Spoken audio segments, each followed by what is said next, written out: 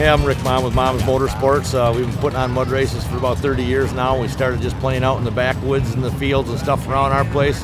My dad got sick of coming towing us out at 2 o'clock in the morning all the time, and he said, why don't you just call everybody, tell them to come on out to the farm. I'm going to tow out everybody all day long for $5. First one we did, we had about 500 people there and probably about 40 trucks, and we were there until almost midnight.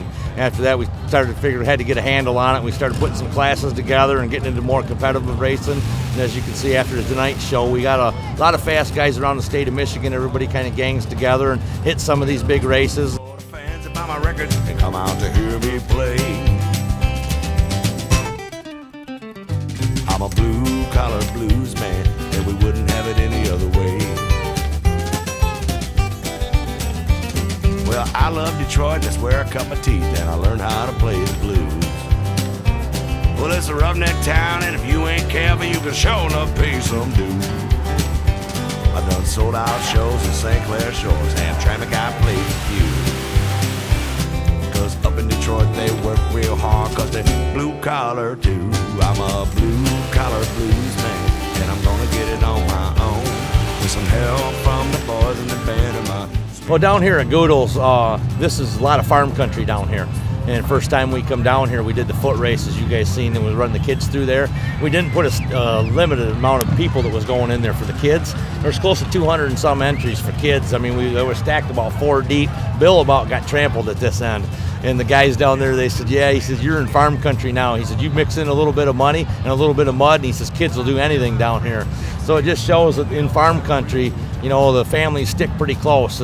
Mom and dads are having a good time. They're at the fair. There's a lot of stuff. This is a 4-H fair, a lot of stuff going on. But yet they come over here to do the mud racing as well and watch the mud racing. And the kids want to get in on the foot races. And, you know, it's pretty neat to be part of that family-oriented fun. That's what I've strived for years, is putting on a mud race that when I go home at night, I know everybody had a good time. The kids even had a good time. And another big thing that I strive for is I try to keep it as fair as possible. I don't want anybody ever to go home and say we cheated them. I've been DQ'd by my own kid. I've DQ'd my own kid. If I'm out of bounds or he's out of bounds, we're out of bounds. And by out of bounds, I'm saying if we go over a cone out here, that's how we get DQ'd. But a lot of things, you know, we try to be on the up and up, and all these people coming and watching definitely makes it well worth it. But the best thing of all is when they're cheering and hooting and hollering at the end of the night and they had a good time. I know it was well worth all the time and effort that we put into putting a good show on.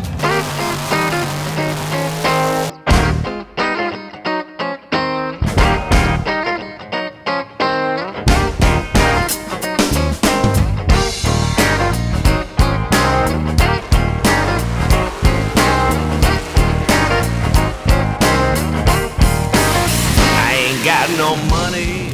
It's an honor to work with Rick and Paula. I worked with Rick and Paula now for some 30 years in different things. I raced, mud raced, off-road raced with them. It's an honor to work with them. They always treat people properly and always want to have a good, fun, safe race for everybody involved. We work so hard for everything we own. Turn off the lights, lock the door, and unplug the phone. Well, it's a good life. Yeah, yeah. It's a good life.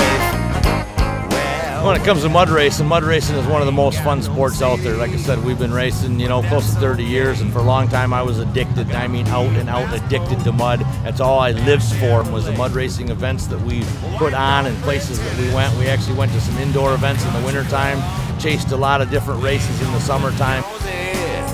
But we got love.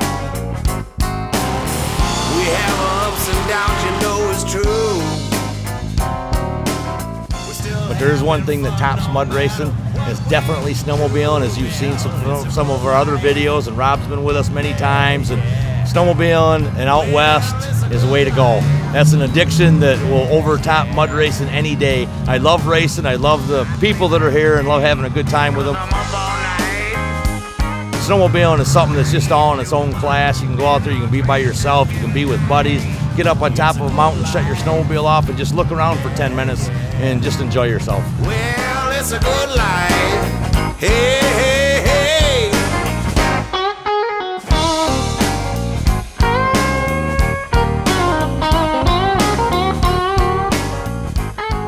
trying to give the sport of mud racing a good name as far as keeping compatible but yet safe racers all together. We did have one near miss today, went out through the fence down there, but it was a good save. Another one almost went over down here by the cement blocks. You probably got that on video too.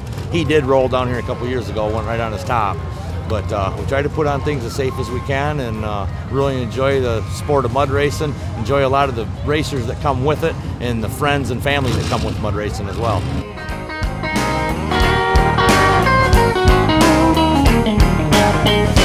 I was lost until when love was found. That's when the circus pulled into town. Things getting pretty crazy, but in a good way. Man, life is easy, just take it day by day.